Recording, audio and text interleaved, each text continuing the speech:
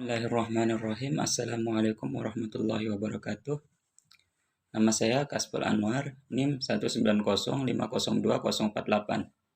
Di sini saya dari kelompok 2 akan membahas tentang yang pertama, perdagangan internasional.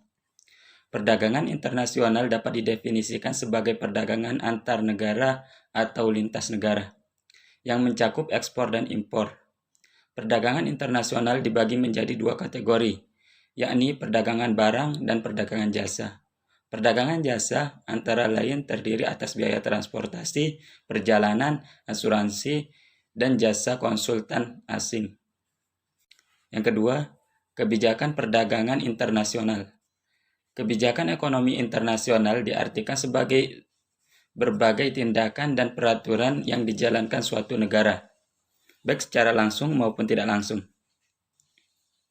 yang akan mempengaruhi struktur, komposisi, dan arah perdagangan internasional dari negara ke negara tersebut. Assalamualaikum warahmatullahi wabarakatuh. Perkenalkan, nama saya Anggur Rizky Aulia, NIM 190500272. Baiklah, saya akan melanjutkan presentasi tentang manfaat kebijakan perdagangan internasional. 1. Memperoleh barang yang tidak dapat diproduksi di negeri sendiri. Banyak faktor-faktor yang mempengaruhi perbedaan hasil produksi di setiap negara. 2. Memperoleh keuntungan dari spesialisasi. Sebab utama kegiatan perdagangan luar negeri adalah untuk memperoleh keuntungan yang diwujudkan oleh spesialisasi. 3. Memperluas pasar dan menambah keuntungan. 4. Transfer teknologi modern. Perdagangan luar negeri memungkinkan suatu harga untuk mempelajari teknik produk yang lebih efisien dan cara-cara manajemen yang lebih modern. Sekian dari saya. Wassalamualaikum warahmatullahi wabarakatuh. Assalamualaikum warahmatullahi wabarakatuh. Perkenalkan, saya Insani, NIM 190502087. Di sini saya sebagai pemateri kedua yang membahas tentang tujuan kebijakan ekonomi internasional. Tujuan kebijakan perdagangan internasional yang dijalankan oleh suatu negara dapat dirumuskan sebagai berikut. Yang pertama, melindungi kepentingan ekonomi nasional dari pengaruh buruk atau negatif dan dari situasi atau kondisi ekonomi atau perdagangan internasional yang tidak baik atau tidak menguntungkan. Yang kedua, melindungi kepentingan industri di dalam negeri. Yang ketiga, melindungi lapangan kerja atau employment.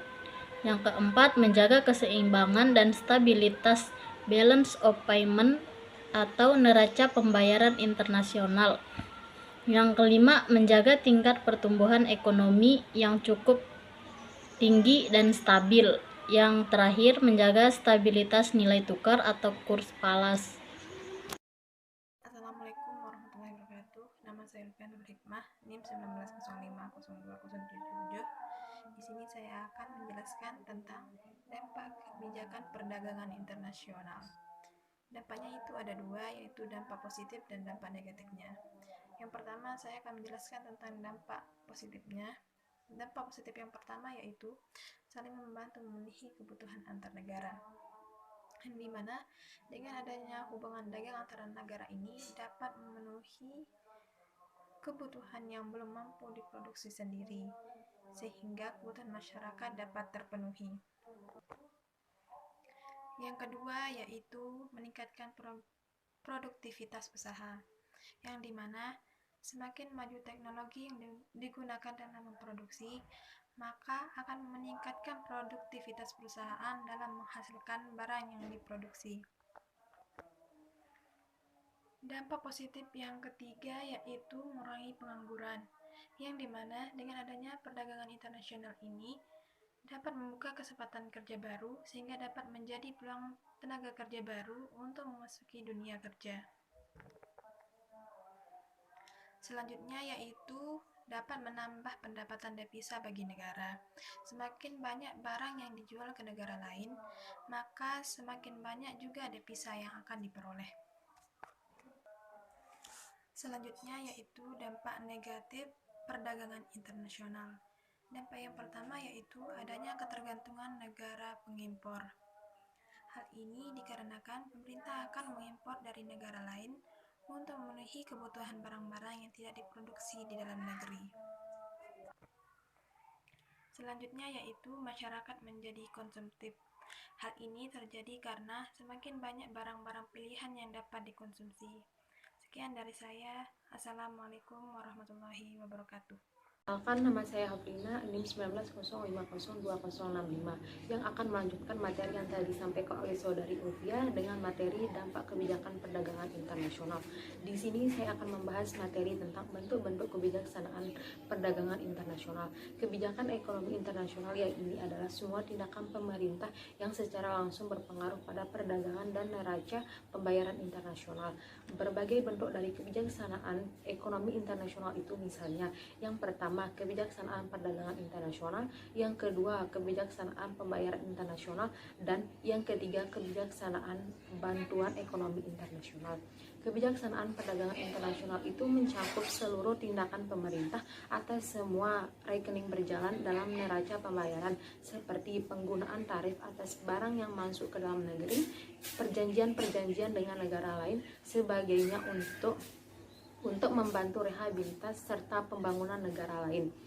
Kebijaksanaan ekonomi internasional ini mempunyai tujuan antara lain, yang pertama economic development, yang kedua proteksi, yang ketiga balance of payment equilibrium. Terima kasih. Assalamualaikum warahmatullahi wabarakatuh. Perkenalkan, saya Denisa Hadiani dengan NIM 1905020083 yang akan melanjutkan materi yang telah disampaikan oleh saudari Hafrilina yang tadi membahas tentang bentuk-bentuk kebijaksanaan perdagangan internasional.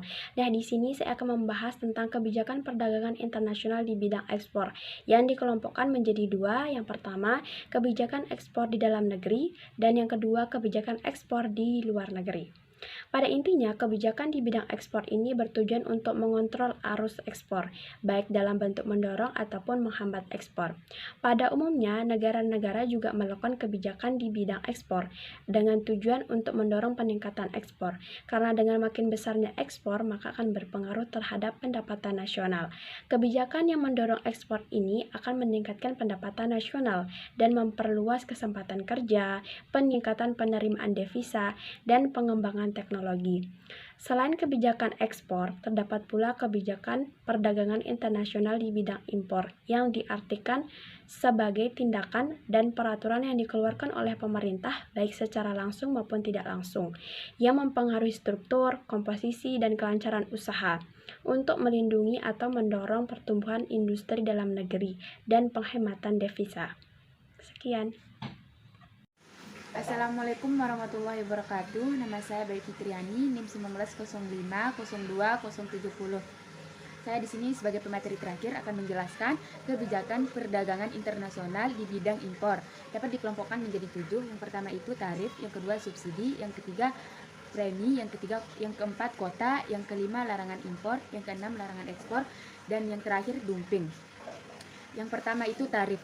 Tarif di sini adalah suatu pembebanan atau barang yang melintas daerah pabean. Daerah pabean adalah suatu daerah geografis yang mana barang-barang bebas bergerak tanpa dikenakan cukai. Yang kedua itu subsidi.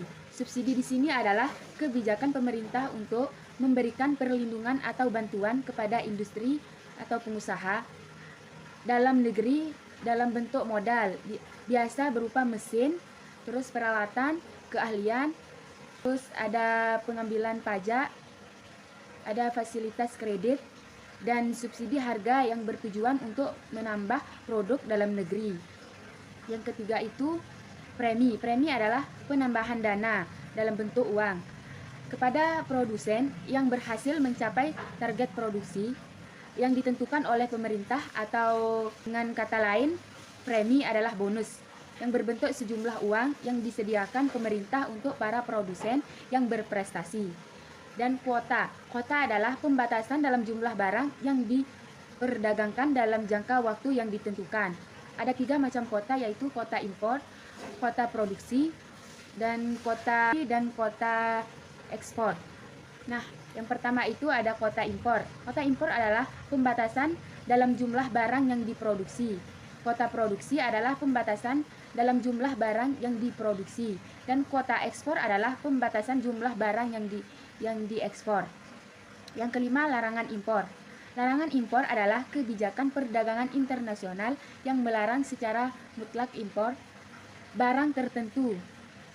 Dan yang keenam itu larangan ekspor.